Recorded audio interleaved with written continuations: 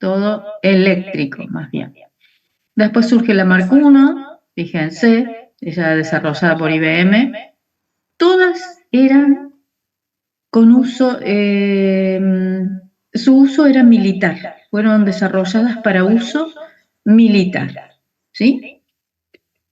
Fíjense lo grandes que eran, todo el espacio que ocupaba.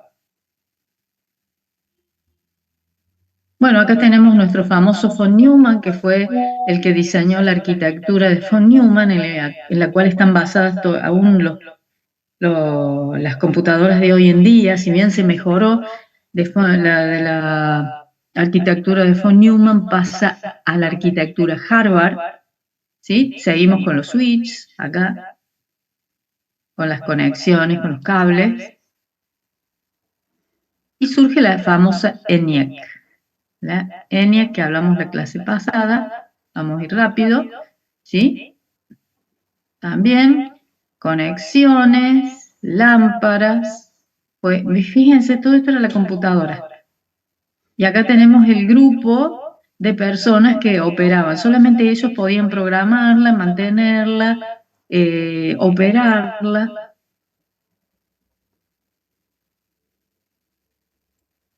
Bueno, la EDVAC, fíjense, todas estas computadoras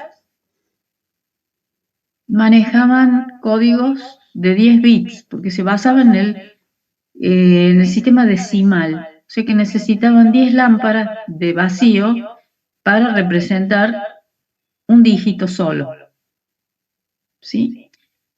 Por eso observamos innumerables válvulas que componían el consumo eléctrico y era elevado, y se elevaba mucho la temperatura, por eso empezaban a funcionar mal. Pero la EDVAC ahora dice, no, vamos a usar un sistema binario, que es el que usamos actualmente hoy en día, o sea, las máquinas, en vez de la forma decimal. Entonces se reduce el número de válvulas, porque si la válvula ahora está prendida, es un 1 y representa tensión. Si es un 0, está apagada, ¿sí?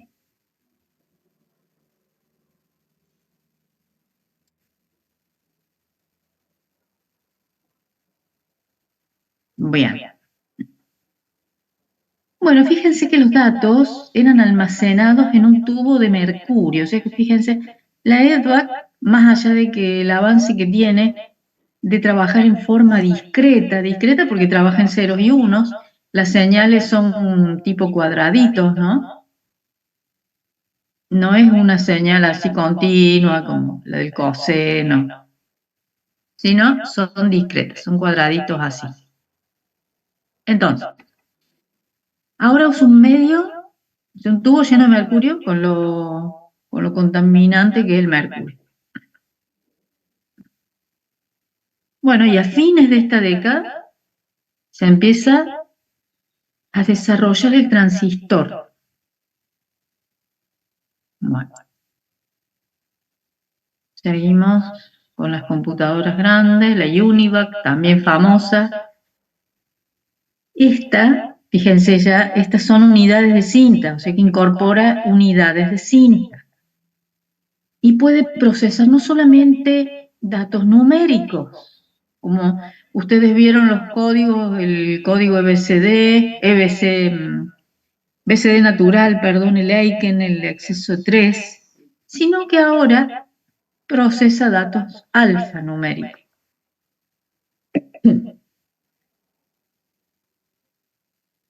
Bueno, acá tenemos la UNIVAC, una foto mejor de la UNIVAC, fíjense que usa unidades de cinta.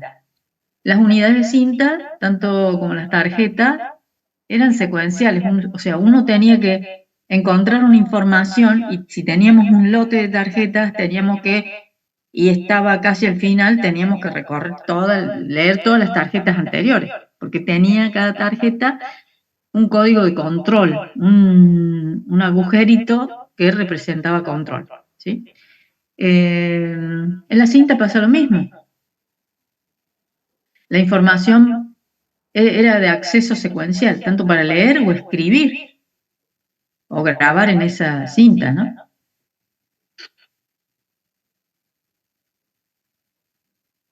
Bueno, y al final de esta década surge el famoso transistor que se usa hasta hoy en día, el transistor. O sea, se han encargado de miniaturizarlo de manera que ahora fíjense, los microprocesadores más potentes tienen millones de transistores. O sea, fíjense, esto es algo ínfimo, para que entren millones de transistores en unas pastillas de microprocesador.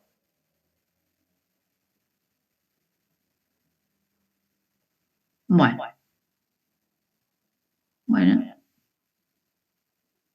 este es el logo de IBM, 1924.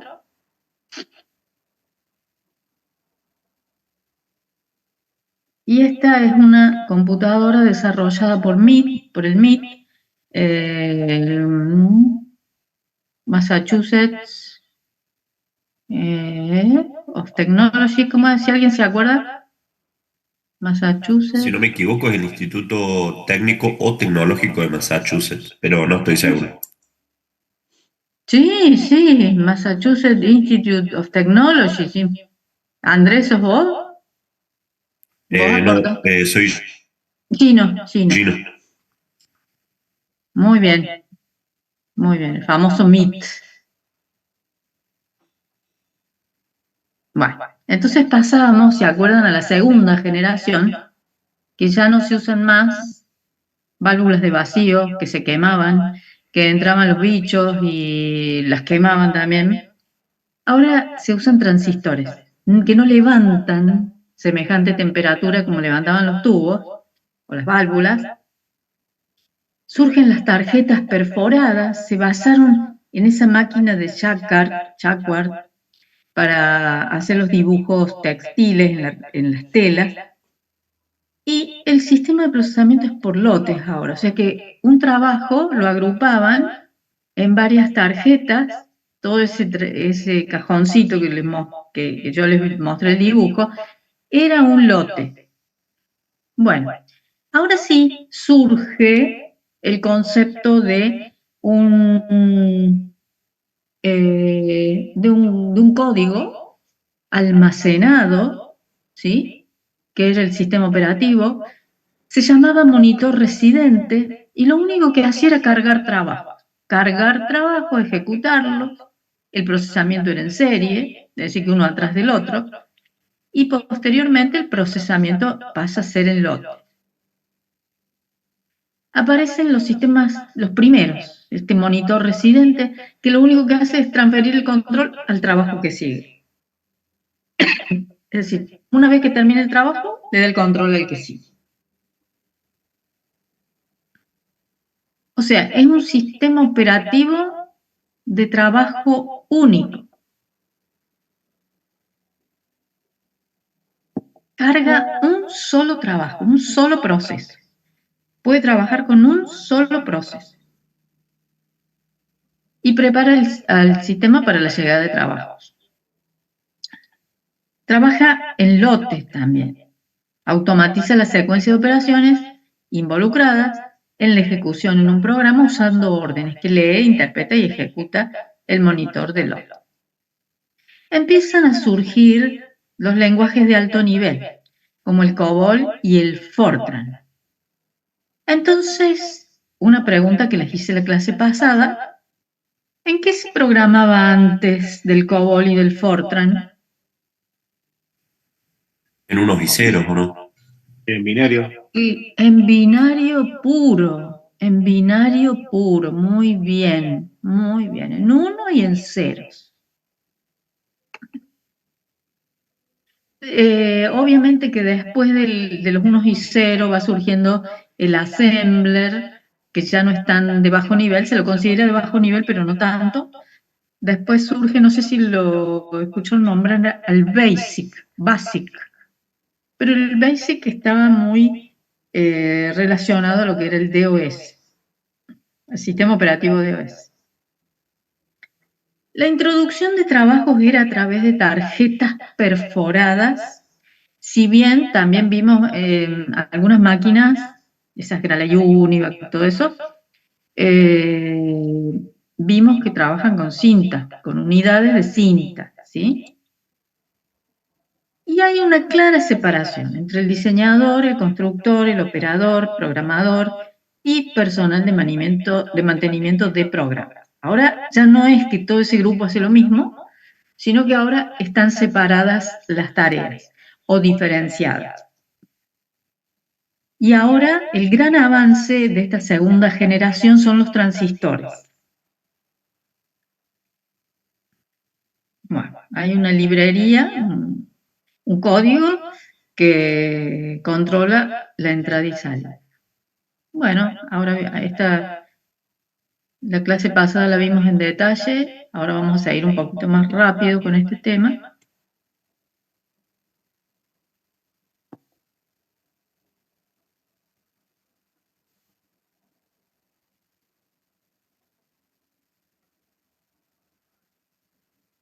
Bueno, y este es un resumen, ya lo vimos la clase pasada.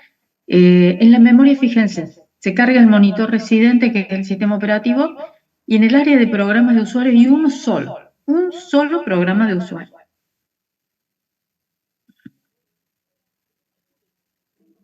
Bien, esto es informativo también. Estas personas ahora usan, fíjense, piedras de cuarzo, en los avances que tiene esa década, ¿no? Bueno.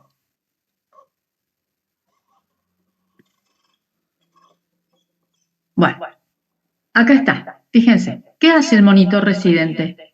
Interpreta las tarjetas de control. Fíjense, esto es un lote de tarjetas o modo batch, modo lote. Entonces, cada lote tenía su tarjeta de control de inicio y otra tarjeta de control de fin. Entonces, el monitor residente, que es nuestro sistema operativo, carga los programas. Hay un controlador de entrada y salida. Generalmente el controlador, lo que controlaba en ese momento el dispositivo eran las impresoras. Y el procesamiento era por lotes. Agrupa los trabajos a ejecutar. ¿Ven? Acá están agrupados. Bueno, esta página es fundamental, chicos, anoten la 34, porque es un resumen de todo lo que pasa en esa generación, ¿sí? Fíjense, acá tenemos los tiempos de entrada y salida y los tiempos de CPU. Fíjense, los tiempos de CPU son muy pequeños y la entrada y salida es muy grande. Mientras se está ejecutando la entrada y salida, el CPU no hace nada. Entonces, ¿qué pasa en esta década? ¿Qué pasa en esta generación? No hay interacción directa de usuario-máquina. Se contrataba a un operador que se encargaba de la máquina. Él cargaba los trabajos, la ponía en ejecución, no entendía nada de código. Una vez que finalizaba, tiraba un listado y se lo entregaba al que desarrolló ese trabajo que estaba guardado en un lote.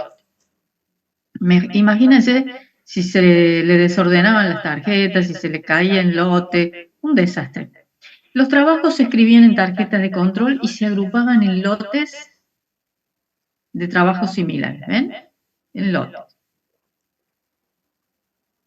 Las primeras computadoras eran máquinas enormes, ya los vimos en las fotos, que tenían solamente una consola, un visor, y dijimos que podíamos cargar una sola instrucción por vez.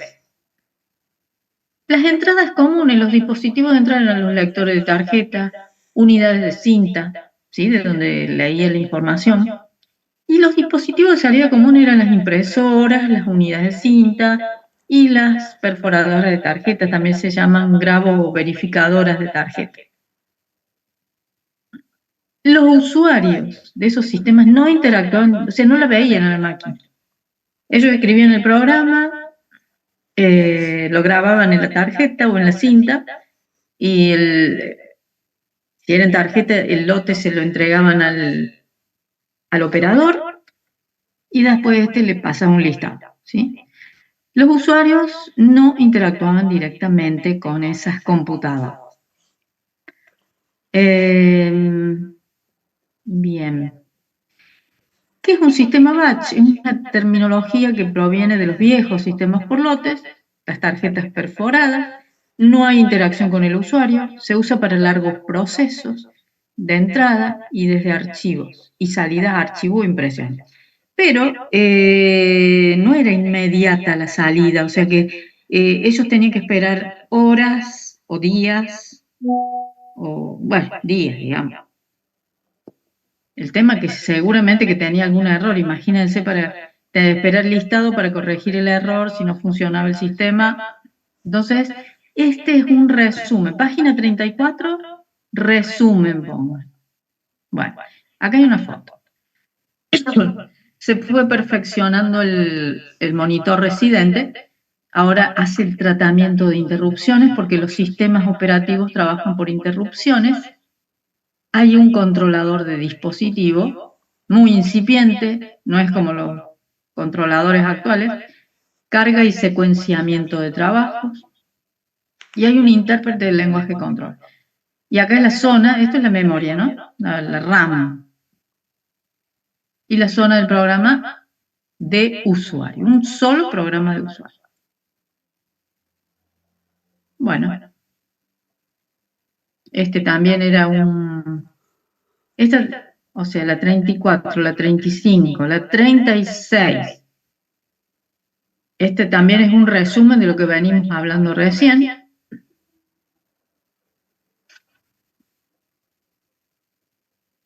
Este también, fíjense, sistema operativo, área de programa, se carga un solo programa en la RAM. ¿Se acuerdan? Esta era la foto del no sé si fue el primero, pero este es un disco duro. Tenía una capacidad de 5 megas, ¿sí? No sé lo que pesaba, imagínense. Bueno, ahora, ellos se daban cuenta que el CPU no tenía que quedar ocioso tanto tiempo mientras estaba desarrollando la entrada y salida. Entonces, vamos a ver cuáles fueron los primeros intentos de solapar los tiempos de entrada y salida con CPU. Entonces, como vimos que ahora aparecen los discos duros, van apareciendo los discos duros. Entonces, lo que hacen es, en ese intento de ocupar más al CPU, usar el almacenamiento temporal. El disco, el acceso no es ya como la cinta o como las tarjetas perforadas, que son secuenciales. Teníamos que leer todo lo que le antecedía, todos los programas que antecedían para llegar a un programa específico al que queríamos leer o al lugar donde queríamos grabar información. Acá no, el acceso en el disco duro es aleatorio, ¿sí? O sea, no tenemos que leer todo lo que tiene grabado anteriormente, ¿sí? Entonces, ahora piensan que el disco puede usarse como un buffer. Un buffer es una memoria. O bien spoolers para reducir tiempos de entrada y salida, es decir, memoria y que vayan a una cola de trabajo los trabajos que van llegando desde las tarjetas perforadas. Bueno, entonces, con la tecnología de discos, en vez de leer los trabajos desde la tarjeta, directamente del lector a la memoria, bueno, esto se nos puede resultar engorroso, vamos a ver. Ahora, leen los trabajos de la tarjeta, la CPU, ¿sí? Lo lee. Y la CPU, para no quedar ocioso, lo va subiendo a ese trabajo leído, ese proceso, lo va guardando en el disco, ¿sí? Lo va guardando en el disco. Este sistema de procesamiento se llama spooling. Y el disco, recuerden que es un buffer. Entonces, lo va guardando. Pero resulta que la impresora está en uso, está en ejecución. Fíjense, el lector de tarjetas está en ejecución, la impresora está en ejecución, el CPU también, porque está guardando en el disco, ¿sí? Cuando termine este proceso de imprimirse, lo que hace el CPU, va al disco, lo trae y lo envía al impresor. Entonces el CPU ya no queda ocioso tanto tiempo. Aparte, fíjense que los tiempos de los dispositivos de entrada y salida son mayores a los tiempos del microprocesador.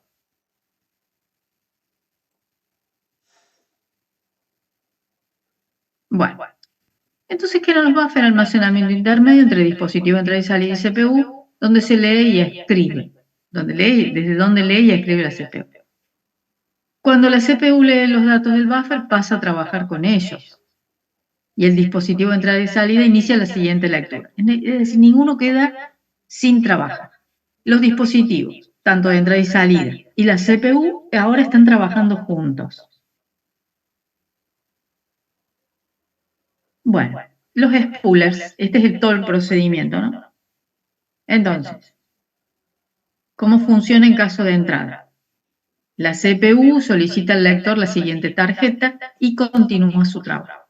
Cuando el lector tiene los datos, interrumpe a la CPU, ya vamos a ver un poquito más adelante lo que son las interrupciones.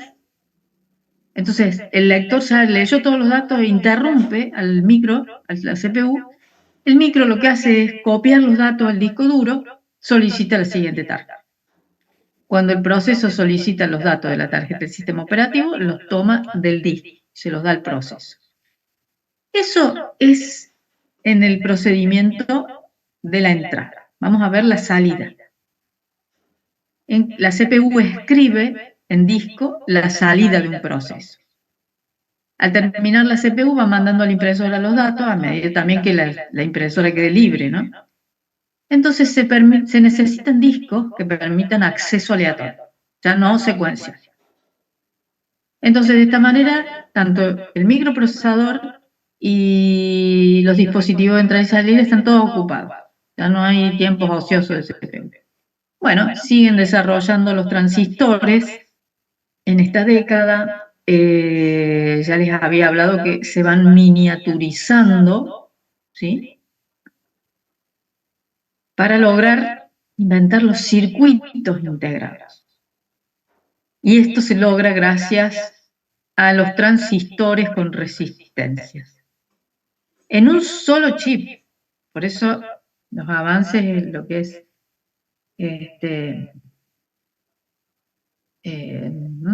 los microprocesadores.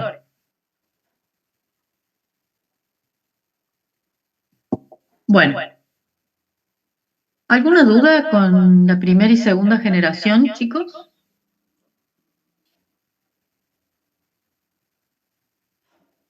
Es como un repaso de lo que vimos en la clase pasada. Para poder empezar ahora con la tercera generación. Si podemos terminar hoy con todas las generaciones, mejor.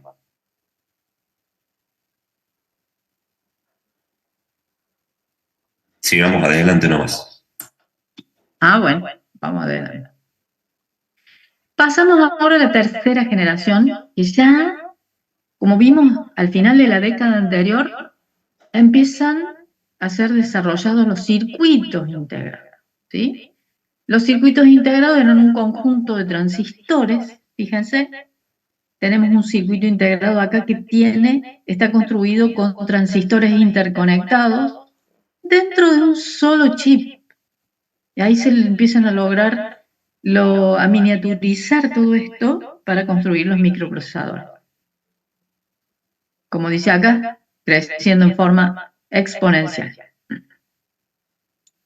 Bueno, ahora el concepto tenemos circuitos integrados y multiprogramación. Sistema operativo ahora lo que hace es multiprogramación. Hay tiempo compartido y hay sistemas en tiempo real. Tenemos sistemas operativos como Unix, ahora estamos en el periodo de los grandes mainframes, ¿no? Tenemos Multics, tenemos el sistema operativo 360 de IBM. ¿Cuál es la tecnología de esta época? Los circuitos integrados, las máquinas multiproceso, y empiezan a surgir las mini computadoras. Que les cuento que acá en Córdoba se desarrollaban mini computadoras. Acá se desarrollaron, en el único lugar del país que se desarrollaron mini computadoras fue en Córdoba. ¿Cómo era la introducción de trabajo? Bueno, también tarjetas perforadas, terminales, cintas y discos, obviamente. El lenguaje ahora son de alto nivel, COBOL y Fortran. El assembler nunca dejó de existir. Aún en día, hoy, los que desarrollan microchips, acá cuando, saben que en Córdoba estuvo Intel, estaba Motorola, Intel, HP, una serie de grandes multinacionales estaban instaladas acá en Córdoba también. Bueno, y cuando pedían, y había muchos ingenieros programadores que iban a trabajar ahí, una de las condiciones era que supieran assembler. O sea que algunos tenían que saber assembler para probar todos esos núcleos dentro de un microprocesador, ¿sí? O sea que ahora también, en casos específicos, se necesita assembler y otro tipo de lenguaje. O sea. Bien, ¿qué es la multiprogramación? Ahora ya no tenemos un solo programa en memoria. Ahora va a haber varios trabajos en memoria de acuerdo a la capacidad que tenga la memoria. ¿Está bien? Cuando uno espera para entrada y salida, el otro se puede ejecutar. Ahora hay que planificar esos trabajos para que no se pisen uno a otro y protegerlos. Hay necesidad de planificación y protección. Esto es multiprogramación. Tiempo compartido, es variante del anterior, es el cambio rápido entre tareas. Que da la impresión de que están compartiendo el mismo tiempo, pero en realidad no. Ay, chicos, un temblor. No, profe, yo no sentí nada.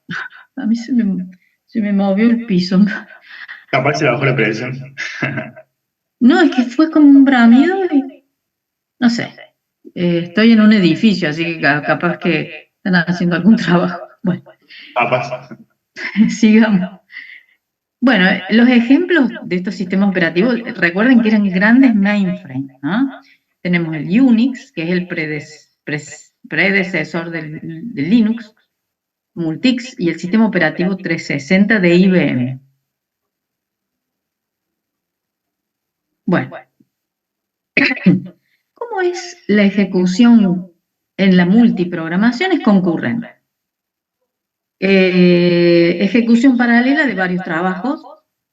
No es que estén todos los trabajos ejecutándose al mismo tiempo, ya lo vamos a ver en procesos, chicos. Cuando veamos procesos, vamos a ver eso. Hay varios trabajos en memoria, pero tienen prioridad, porque hay un planificador. Ahora el sistema operativo trabaja con un planificador de trabajo. Entonces, el trabajo 1, ¿sí?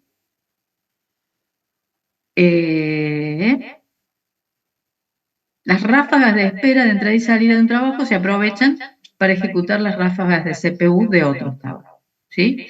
Y está bueno que varios trabajos residan en memoria simultáneamente. Bien. La multiprogramación. El modo de operación offline en el spooling aumenta el rendimiento de la CPU. Eso ya lo habíamos aclarado con el advenimiento justamente de los discos duros, cómo operaba el sistema de spooling acá, ¿ven? sea, el CPU lee el trabajo a hacer, bueno, el que tiene que leerse, ¿no? Y lo guarda en el disco, pero a su vez lo procesa, ¿sí? Lo procesa y obtiene el resultado de ese procesamiento. Supónganse que tienen que calcular el máximo como un divisor de 2 números, ¿sí? Porque en esa época la mayoría era para cálculo de los procesos que había. Eran todos con fines militares, tenían que seguir por ejemplo, la trayectoria de un misil, qué sé yo, cosas así, las coordenadas de ubicación de un barco enemigo, y entonces lo guardaban. Lo leen, procesan, lo que guardan en el disco, lo procesan, vuelven a guardar el resultado en el disco. O sea, lo bajan para procesarlo y el resultado lo vuelven a guardar en el disco.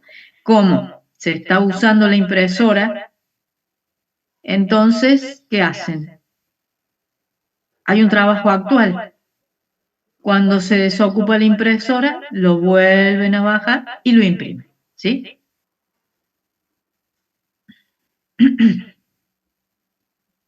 Bien.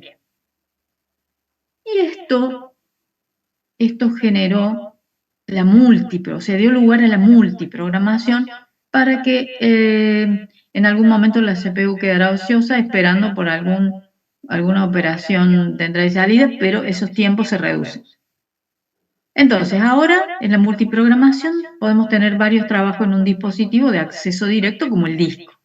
Es decir, vamos a tener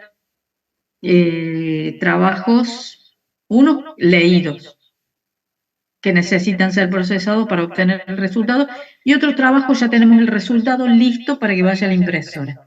¿Sí? Es decir, que tenemos varios trabajos almacenados en disco. Uno solamente leído y otro ya el resultado para ser impresos. Entonces, ahora lo que podemos hacer y necesitaba hacer el sistema operativo era planificar esos trabajos y escoger cuál va a ejecutar a continuación. Para eso hay una política que sigue el sistema operativo de acuerdo a cómo fue programado. Multiprogramación, cuando un proceso se bloquea al esperar por la entrada y salida, ejecutamos en la CPU instrucciones de otro proceso. Bien. Sí, si los sistemas multiprogramados son más complejos, sí, porque cuando la CPU queda libre, ¿a qué proceso elige el sistema operativo? Bueno, hay una planificación de la CPU. Es una política que sigue el sistema operativo. Esa política la desarrolló el que escribió ese sistema operativo. Ahora tenemos conflictos de acceso por el acceso simultáneo a la CPU. Bueno, también hay que planificar los dispositivos. También se planifican los dispositivos. Ahora hay varios procesos a la vez en memoria. Hay que hacer una gestión de memoria para no grabar un proceso arriba de otro. O sea que ahora surge el concepto de protección. Y tiene que haber una solución a situaciones de interbloque. Bueno, entonces, el spooling que vimos recién al final de la segunda generación, da origen a una importante estructura de datos, que es la reserva de trabajos. Esta reserva de trabajos surge gracias al disco duro.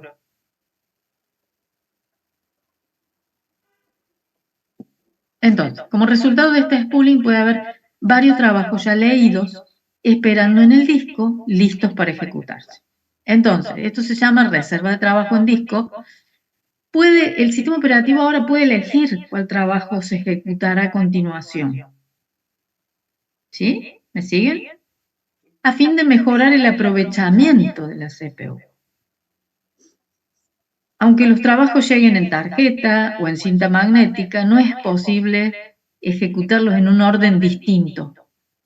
Porque el acceso acá es secuencial. Entonces se ejecutan secuencialmente. En cambio, si están en disco, no. Si varios trabajos están en el dispositivo de acceso directo, en el disco, ahora sí es posible la planificación de trabajo. Y el aspecto más importante de esta planificación de trabajos es la multiprogramación. Entonces, tenemos operaciones fuera de línea y el spooling para traslapar la entrada y salida, pero hay limitaciones. Claro, un proceso de usuario no puede estar ocupando el microprocesador y los dispositivos de entrada y salida todo el tiempo. Eso no. Entonces, la multiprogramación aumenta el aprovechamiento de la CPU, organizando los trabajos de tal forma que la CPU siempre tenga uno para ejecutar. Bueno, sistema por lotes multiprogramados. Ahora el sistema operativo lo que hace es mantener varios trabajos en la memoria, a la vez. Entonces, este conjunto de trabajos es un subconjunto de los que se mantienen en la reserva de trabajo. O sea, tenemos en el disco 10 trabajos, pero en la memoria, y eso lo que está en el disco, ¿se acuerdan que se llamaba reserva de trabajo? Pero en la memoria solamente podemos cargar 3 de esos 10, ¿sí? ¿Se entiende? La RAM es más pequeña que el disco duro. Entonces, de esos 10 trabajos que tenemos en el disco, podemos cargar solo 3 en memoria. ¿Está bien? Pero el sistema operativo... Disculpe que le interrumpa, le hago una consulta. Sí. Eso sería un 33%. Ese 33%, digamos, es algo que se mantiene en general como norma o No. en realidad, o sea, hoy en día dependería del tamaño que uno tenga del disco y de la RAM que uno tenga o no, que compre. Mira, acá en esta segunda generación, fíjate cómo se fue perfeccionando el sistema operativo, en este caso, porque dentro de la RAM el sistema operativo cada vez ocupa más espacio, por eso parte del sistema operativo se carga en disco. Nosotros cuando cuando grabamos un sistema operativo o instalamos un sistema operativo, se graba todo en disco y eso lo vimos en clase. Pero fíjense, tiene que tener un tratamiento de interrupciones, controladores de dispositivos, intérprete de lenguaje de control. O sea, cada vez, o sea, no es que sea un 33%, es para el ejemplo nada más. Ah, perfecto, disculpa. Porque eso varía, ¿no? Bien. No, está bien, Chino, está bien. Entonces ahora tenemos el sistema operativo que ocupa menos espacio porque una parte grande del sistema operativo ahora está en el disco. Se carga parte en la RAM. Entonces ahora tenemos más trabajos. El trabajo 1, el 2, el 3, que los hemos traído del disco duro. Acá se particiona la memoria para colocar en cada una un trabajo, en cada partición de la memoria, que será utilizado por la CPU, cada vez que el trabajo activo utilice los recursos de entrada y salida.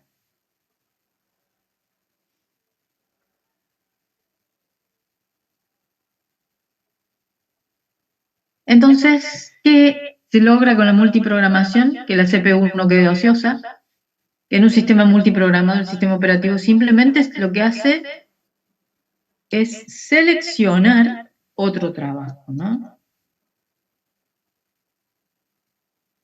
¿Sí? Entonces, lo que hace es seleccionar, pero necesita un planificador, que ya lo vamos a ver más adelante cuando veamos procesos. En algún momento el primer trabajo terminará su espera y recuperará la CPU. ¿Sí? Nunca está ociosa la CPU en este caso. Entonces ahora sí, con la multiprogramación, cuando ya tenemos varios procesos cargados en memoria, el sistema operativo sí o sí tiene que tomar decisiones por los usuarios, de acuerdo a una política con el cual fue programado. Ahora cada vez son más complejos los sistemas operativos por las decisiones que tiene que tomar. ¿Sí?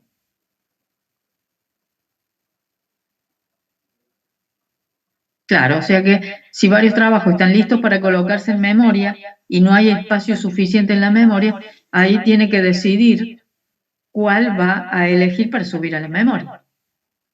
Y esto es a través de la planificación de trabajo. También puede tener un área auxiliar donde va cargando esos trabajos y lo carga en la memoria para ejecutar. Bueno.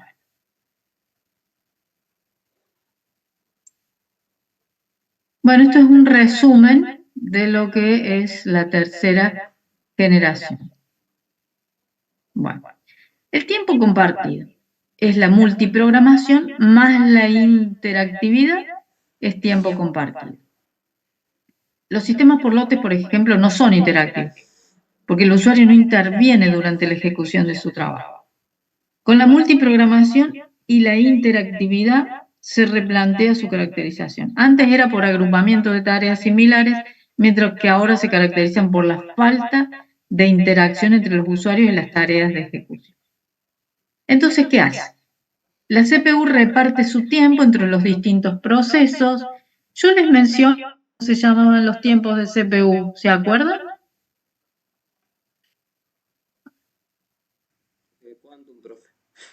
El quantum, muy bien. Los tiempos de CPU se llama quantum. Cada proceso dispone de una rodaja de tiempo de ese quantum. Y si el periodo es lo bastante pequeño, el usuario no ni se da cuenta. Con el tiempo compartido pierde productividad del CPU, pero se gana en productividad humana. Los tiempos de respuesta ahora son más cortos. Los usuarios tienen la impresión de poseer un ordenador. Fíjese, este es un mainframe, ¿no? Y se conectaban solamente a terminales. Se llamaban terminales bobas porque no procesaban nada. Todo lo procesaba el mainframe. Entonces, un resumen de vuelta. Los sistemas por lotes multiprogramados proporcionan un entorno en los que distintos recursos del sistema, por ejemplo el CPU, la memoria, dispositivos periféricos, se aprovechan de manera efectiva. Los sistemas por lotes que vimos en la segunda generación impiden que los usuarios interactúen con los trabajos mientras estos se ejecutan, porque en realidad los que están en poder del operador, ¿se acuerdan? Y muchas veces, en muchos casos, la ejecución de un paso depende del resultado del paso anterior y no siempre es posible predecir todas las posibilidades necesarias. Acá, ¿cómo hacen ustedes que pueden modificar un programa durante su ejecución? En la segunda generación no. ¿Sí? Lo depuran después que el operador les imprimía el resultado. El tiempo compartido es una consecuencia de la multiprogramación. Se ejecutan múltiples trabajos mientras la CPU se conmuta entre ellos. Se va conmutando y esa conmutación de trabajo se logra gracias a un circuito combinacional, a ver si se acuerdan, el multiplexor. ¿Sí? Es un sistema interactivo o manual, permite la comunicación entre el usuario y el sistema. ¿Sí?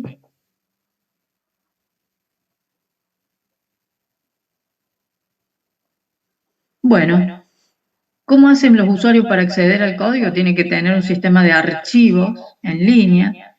Y un archivo es una colección de información relacionada, definida por su creador. Por lo regular, los archivos representan programas y datos. Pueden ser numéricos, alfabéticos o alfanuméricos. Pueden ser de forma libre, como los de texto, o tener distintos formatos, ¿no? De texto es rígido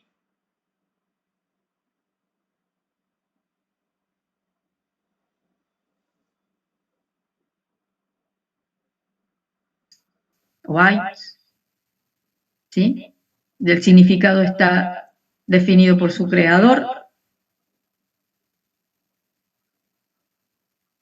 Entonces el sistema operativo crea el concepto abstracto de archivo para administrar los dispositivos de almacenamiento masivo. O sea, es necesario crear este concepto de archivo, de agrupar los bytes o bits. Bueno, los archivos normalmente se organizan en grupos lógicos o directorios o carpetas para facilitar la localización y acceso.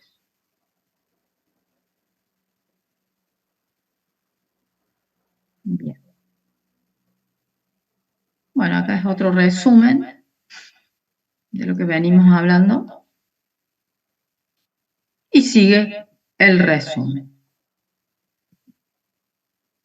Bueno. Bueno, en esta bueno, acá aparecen los circuitos integrados, dan lugar a máquinas mucho más mejoradas, como la IBM 360, la Burroughs. Acá yo les comenté que en el Banco de Córdoba trajo una, no sé qué modelo, pero trabajaba con la Burroughs. Bueno, acá una serie de computadoras que van apareciendo. Bueno, fíjense, en contraposición de esos grandes mainframes, surgen las mini computadoras, que la primer mini computadora fue la de Apple, la Lisa. Después aparecen, bueno, se programaban en BASIC, ¿sí? Tenían un sistema operativo que era el CPM. Después aparece la Sinclair Z, era chiquitita, se conectaba, por ejemplo, le podían conectar al televisor, al teléfono, y se usaba mucho, pero los chicos lo usaban para jugar, para juegos. En la provincia de Córdoba, Argentina, la empresa Microsistemas desarrolló su propia mini computadora. Son predecesoras de las PC, ¿sí? Cada fabricante de mini computadora desarrollaba su propio sistema operativo nativo. No eran estándar los sistemas operativos. Generalmente se programaban en BASIC, pero para poder programar en Fortran, en COBOL, Pascal, se necesitaba el sistema operativo CPM. Si no, traía su sistema operativo nativo. Esta es la IBM 360, fíjense cómo se van achicando, se va miniaturizando el hardware y también los espacios, ¿no? Y esto es en Córdoba, ahora están en el Museo de la Industria, ¿sí? Y esta eran nuestras mini computadoras, las MS, microsistemas. Justo, profe, estaba leyendo de eso y pide que eran profesores de FAMA y de la UNC. Seguro que eran del FAMA. Sí, eran estas. No sé dónde, bueno, en la Nacional la tenían, pero funcionaban muy bien funcionaban.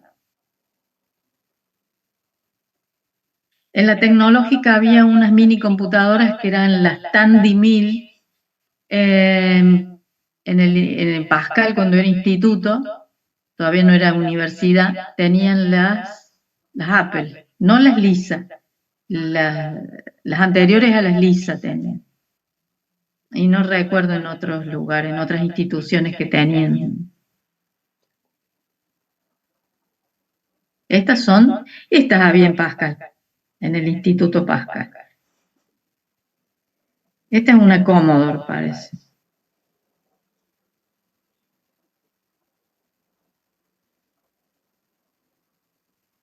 Bueno, vamos a la cuarta generación. Bueno, Sistema operativo, ahora surgen los sistemas operativos en red. La arquitectura cliente-servidor, es decir, que aparecen las primeras LAN, las redes locales, ¿sí? Ahora aparece el concepto de seguridad. Los sistemas operativos son el Mac OS, el DOS, el Nobel. El Nobel es un sistema operativo de red en modo texto. Y había que aprenderse todo, había que estar con una cartilla al lado para poder usarlo, ¿no? Tecnología. Había circuitos integrados. Aparecen las computadoras personales, como ven, ya dejamos de ver, no les pregunté las dudas de la tercera generación. ¿Hay dudas en la tercera generación, chicos? Me parece que no, profe. Profe, acá es que surge el modelo de 7 capas, ¿verdad? De OSI, el modelo OSI. No, claro, sí, sí, ya lo vamos a ver en redes a eso.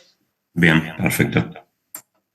En realidad el modelo de 7 capas es un modelo teórico, nunca se implementó, pero sirve como referencia, es un modelo teórico de referencia para decir, bueno, si seguimos por este camino, vamos bien, pero nunca se implementó. ¿Por qué? Porque lo desarrollaron entre Estados Unidos y Europa, era muy complejo de llevar a cabo y al mismo tiempo, o sea, ellos pretendieron que se implementen todas las redes, que tenían que seguir el sistema OSI, ¿sí? Pero resulta que en el MIT, seguramente, no recuerdo bien, pero yo creo que era el MIT, estaban usando los alumnos de esa universidad, estaban utilizando para conectar en red a las computadoras de su laboratorio, estaban usando protocolos, nada de modelo en capa, estaban usando protocolos, que es el famoso protocolo TCP/IP. ¿Sí? Eso también le iba a preguntar, justo. Entonces se negaron totalmente a usar el sistema OSI porque el sistema, los protocolos que ellos usaban, que ni siquiera estaban en capas ni nada, funcionaban muy bien. Y entonces después desarrollaron, teniendo en cuenta el modelo OSI, desarrollaron las capas del TCP/IP, que es lo que estamos usando actualmente hoy en día, ¿no? Bueno, la introducción de trabajo ahora a través de la terminal, a través de una terminal. En la cuarta generación ahora los circuitos son, fíjense, de integración a escala, a large scale integrate, o sea, y very large scale integrate. Esto nos habla de la integración de circuitos, ¿sí? Dentro de un micro, dentro de una pastilla del micro. Ahora es una barbaridad esta escala de integración de transistores dentro de un circuito integrado. Esto es muy electrónico, chicos, es anecdótico más bien. Entonces, ¿cuáles son los sistemas operativos? El DOS, surge el Windows.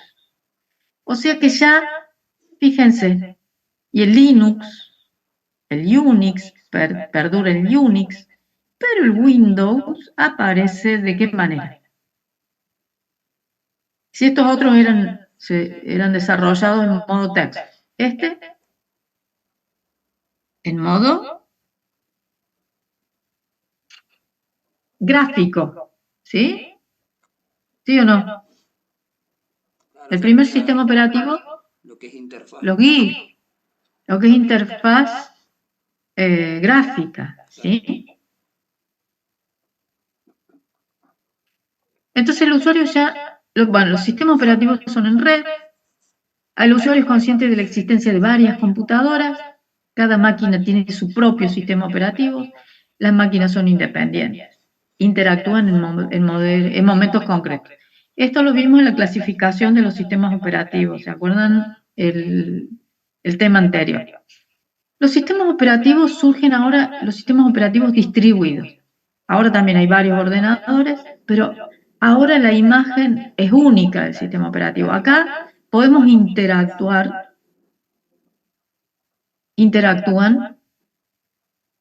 con otro usuario para compartir recursos. Acá hay una imagen única del sistema. Ahora no solamente interactúa, sino que integra todos los recursos. Se comparten recursos, tolerancia a fallos, hay paralelismo, pero lo vemos de manera integrada, como si fuera Internet, que usamos varios servicios y ni nos damos cuenta. El software ahora es más amigable con el usuario, destinado no solamente a aquellos que son profesionales de un determinado o que está capacitado en el uso de un sistema generalmente de texto, que hay que aprender una serie de comandos, sino que ahora la interfaz es gráfica, es más desarrollada. Ahora hay sistemas operativos de red y distribuidos. Hay microcomputadoras, son más pequeñas y económicas que los sistemas mainframe. La CPU carecía de protección de los programas de usuario. No era ni multiusuario ni multitarea. Hay una optimización de la comodidad del usuario en contraposición con la optimización de la CPU y de los periféricos.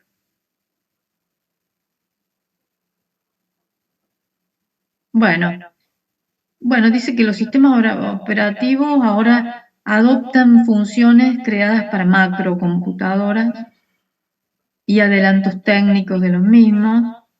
Por eso en un sistema distribuido actualmente, un usuario le puede prestar servicios a otro usuario y descentralizar al nodo central.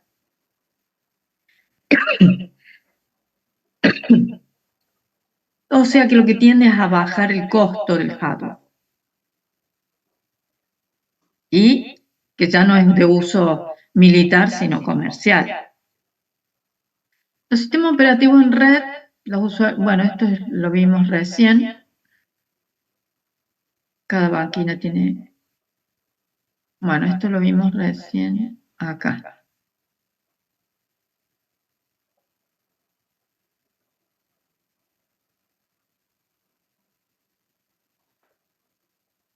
Bueno, ahora, hoy en día, hay que hacer gran énfasis en lo que es la seguridad y la ciberseguridad. Ya no solamente a nivel de computadoras y de redes, sino también en los teléfonos, en los celulares. Lo que surge y se usa, que es muy importante, es el concepto de máquina virtual. Y hay proliferación de sistemas de base de datos accesibles mediante redes de comunicación. Entonces, lo que surge aquí son las PC, las computadoras personales. ¿Sí? Entonces, la aparición del microprocesador permite fabricar computadoras baratas, no eran tan baratas, ordenadores personales, destinados a uso individual, a un uso no experto. Hay bajos tiempos de respuesta, hay facilidad de uso. Bueno, las interfaces de usuario eran el sistema Windows, iconos, menúes, punteros, porque surge el mouse. Y utilizan tecnología de los grandes sistemas operativos. Pero no había ciertos servicios como la protección que tenían los grandes mainframes, ni la multiprogramación, porque era de uso individual, era uso personal de un usuario, justamente, ¿sí? Son estas. IBM desarrolla una de las primeras PC, ¿sí? Bien. Bueno, ven, en IBM es el que desarrolla una de las primeras PC. Me parece muy curioso cómo es que IBM cambia el logo, ¿no es cierto? Como antes, como que era un poco más, no amigable, sino como más informal. Más de esa época, de esa época. Fíjate tal cual, si por ahí lo ves hoy en día, es como más, no sé, profesional, más como si tuviera, no sé, más renombre, que en realidad sí lo tiene. Sí, fíjate la Pepsi, la Coca-Cola, y así otras marcas que no se me ocurren ahora, pero la Pepsi y la Coca-Cola es lo más notorio, por lo menos para mí que lo veo en los supermercados, ¿no? Todo lo vintage. Bueno, van surgiendo de acuerdo a la escala de integración de los microprocesadores, van surgiendo el 286, el 386, el 486, el Pentium, eso se los dejo a ustedes. Las unidades, los dispositivos que surgen ahora son los disquetes de acceso aleatorio también. Estos eran de 5 1/4. Este switch se prendía en la computadora. Había algunas que no tenían disco duro, que se trabajaba directamente del disquete. En el disquete guardábamos el sistema operativo de OS. ¿No eran de 3 1/4, profe, eso de los chiquititos? Este parece de 3 1/4, es más chiquito. Pero este era de 5 1/4. Ah, sí. Sí. Sí, eso Este eran de... porque una vez me tuvieron que instalar un sistema operativo y fueron como 15 disquetes de 3 1/4. Sí. Sí, las impresoras también traían un montón de disquetes. Sí. Bueno. Entonces ahora en la quinta generación, o sea, ¿hay duda con la cuarta? No. Donde surgen las PC, chicos, y la multiprogramación y los sistemas distribuidos y los sistemas en red. ¿Hay dudas con eso? Una pequeña duda. En esta época, digamos, ya existían los discos duros. Sí, fíjate que al final de la década al final del periodo, del segundo periodo, ¿No era más fácil copiar todo el sistema operativo o la instalación de una impresora en un disco duro y llevarla y, no sé, hacer como una especie de conexión entre discos y pasarle la data al otro para no estar con 300.000 disquetes? ¿O había algún tipo de impedimento tecnológico o físico? bueno, para que saltaste de la segunda generación a la cuarta. A ver, ¿cuál es la duda? Yo les cuento. Yo usaba en los laboratorios que yo usaba en la PC, porque nadie podía comprar para tener en la casa, ¿no? Sí, era carísimo. Entonces esta máquina no tenía disco duro. Pero si yo necesitaba una impresora, imprimir algo, tampoco era fácil, porque una sola computadora tenía, por ejemplo, la impresora. O sea que había que pedir turno para imprimir algo, no era tan fácil. ¿Sí? En el disquete, yo por ejemplo tenía el DOS, el Clipper, que era el lenguaje que yo usaba para programar, y el WordStar era un procesador de texto, un predecesor del Word posiblemente. Sí, no hay tu duda, que te corte. No pasa nada. Mi duda, digamos, era que en realidad me parece que ya me la está respondiendo un poco, es si tenía que instalar un sistema operativo, por ahí quería, no sé, se compra una computadora y la quiere usar, y claro, tiene que por ahí instalar los drivers o lo que fuera.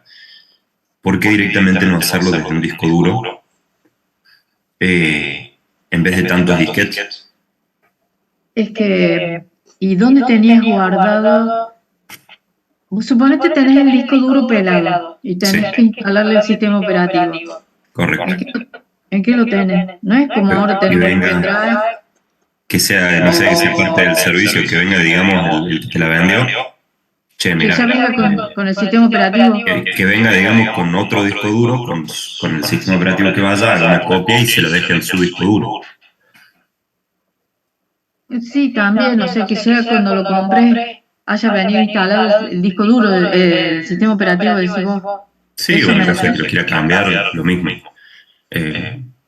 O por ejemplo, con el tema de la impresora, en vez de instalarle el software con, no sé, 10, 15, 20, 30 disquetes, que sea directamente, venga la persona que se la compró, se la instale y con un disco duro se la pase, digamos, se la copia del disco duro de él, que ya lo tenga cargado, al suyo. Que no había discos externos en esa época. Bien. Había unas unidades de color azul que se llamaban unidades de backup, que se llamaban STIP. Eso si quieren lo pueden investigar, pero no era tan fácil. La forma eran los disquetes, chicos. Y cuando se instalaba un disquete pedía el otro y así quedaba. Te iba pidiendo el otro disquete. ¿No, profe? ¿Eso? ¿Del backup? No, no. Unidades externas. Unidades.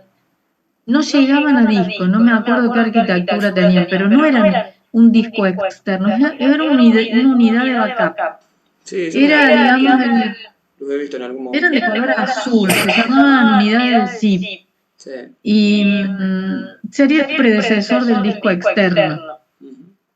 Pero Sí, no estoy teniendo en cuenta las limitaciones por ahí de la época. Sí, tenés que tener en cuenta eso, que no era... Yo esas unidades zip, cuando trabajaba en el Banco de Córdoba, ahí sí tenía que hacer los backups ahí. Pero ya desde el centro de cómputo le habían grabado, digamos, los instaladores, cosa de que la pueda enchufar y la reconozca, porque si no, no la reconocía. ¿Sí? Por ejemplo, si vos tenías 4 GB de disco. Bueno, 4 GB, no, 4 megas. 4 GB, creo que eran 4 GB. No, megabyte me parece. No. 4 GB. Vamos un poco más, nos actualicemos un poco. Tenías 4 GB de disco, pero el sistema operativo, el Windows, ¿qué era? El Windows 95. Sí, el que estaba antes del 98. El Windows 95 te reconocía nada más que 2 GB, así que vos perdías 2 GB de disco porque el sistema operativo Windows 95 no te lo reconoce. ¿Qué les digo? Fue mi primer máquina tuvo Windows 95. Entonces, ¿qué tenías que hacer a ver qué tienen que hacer en caso de que el sistema operativo reconozca la mitad de la capacidad de disco? ¿Qué tienen que hacer?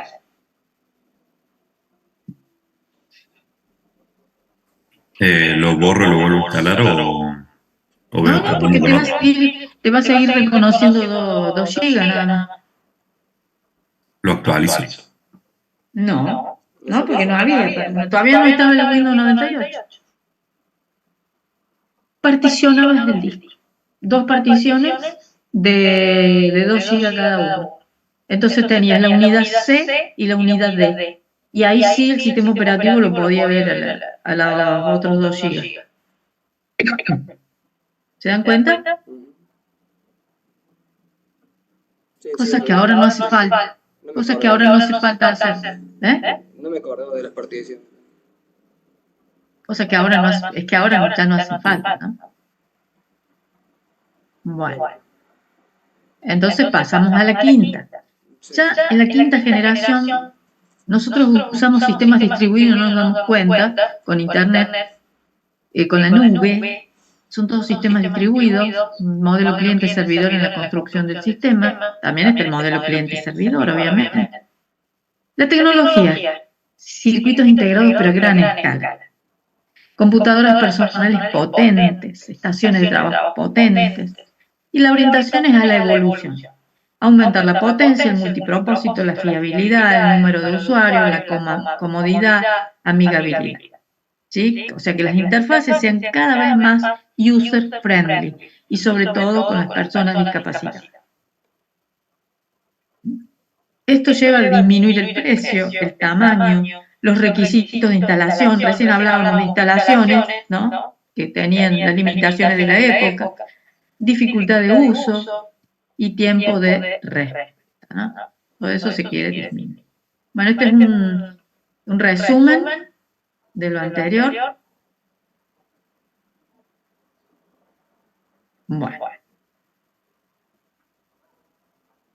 Bueno, ¿qué surge en esta quinta generación? La inteligencia artificial, la robótica, sistemas expertos y procesadores de lenguaje humano.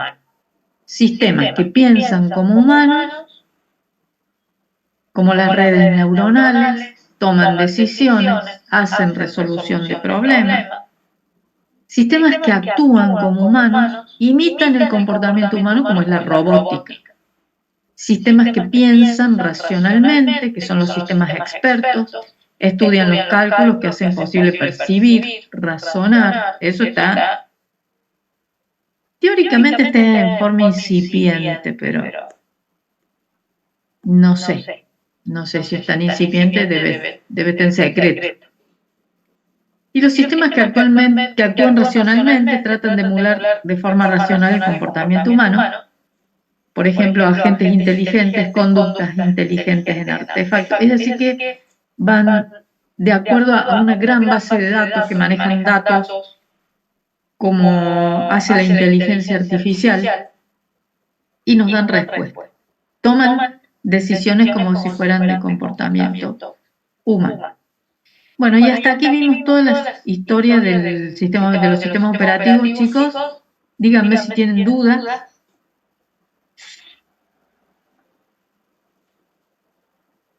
¿Dudas? No, me parece que no, profe. Bueno, entonces ya les voy a subir este material y prepárense porque la semana que viene vamos a estar haciendo un práctico. Yo ya necesito una nota,